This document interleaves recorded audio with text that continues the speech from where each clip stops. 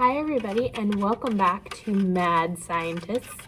As you can see, we are back over the sink again, which means we are doing a super fun, slightly messy, not really messy, but mess possible project that you have to be over the sink for. So today we are making crystal snowflakes with borax. And as you can see right now, I am stirring water in a cup. It's very hot water, and it's something you need to make this project. So what you will need, overall, oops, that's the wrong side of the thing, is a cup or jar or something that you can put pipe cleaners in. You need pipe cleaners folded up into the shape of a snowflake, and mine kind of deflated because it doesn't totally fit in the jar. And then you need a pencil for you to wrap your pipe cleaner around, and then you need boiling water and borax. Borax is like a cleaner or a detergent. I did not use boiling water. I just turned on the sink over here and I made it really, really hot, because the goal is you get the really hot water or the boiling water, and then you put the borax in it, and then you have to dissolve the borax into the water, and that's what's going to help us form the crystals. And it says you need to do boiling water, and you do boiling water on the stove, but I didn't want to go into the kitchen and mess with the stove, so I just let the hot water run for a while from the sink, and it worked. The cup is hot, it is hot, and the borax is dissolving, so it's doing what it was supposed to even without the boiling water. So you make your snowflake out of pipe cleaners like I did. You can cut them down to size. I just folded mine until they were small enough to fit in the container. You have to wrap it around a pencil or a pen or something that's going to stick outside of your container. And then you put the borax into the boiling water and you stir it around until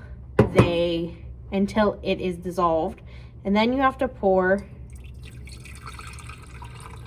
the borax water into your container. And I'm gonna have to do this twice because you need it to completely submerge your pipe cleaners, and mine are not. So we'll do this right on camera together. So I'm gonna let the hot water go, and then you'll start to see the steam coming up in front of me. So I let that go for a little bit. Test it just real quickly. You don't want to burn yourself. This is something you will want an adult help with. So that feels sufficiently hot to me. So I'm going to fill this up again. The cup's hot. And then I'm going to take borax. If you get a make and take kit for this, your borax will be measured out.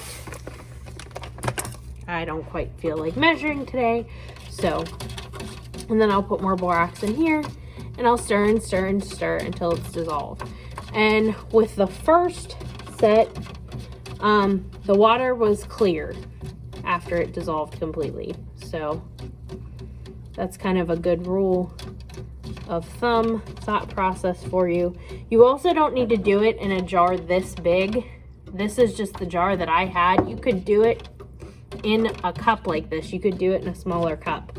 So don't feel like you have to get a big old jar or a big old glass to do this. You don't. It just needs to be something that you can fill with water and submerge your pipe cleaner in. All right, it's dissolved again. So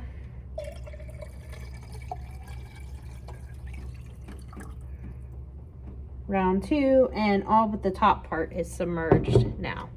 So here's part of the interesting part.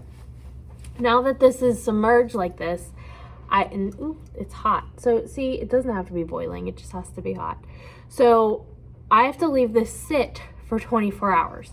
So the day that I am filming this is Monday.